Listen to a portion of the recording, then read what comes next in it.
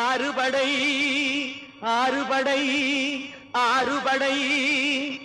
இன்று எங்கும் மருதமலை கோயில் ஒரு ஏழுபடை ஏழுபடை ஏழுபடை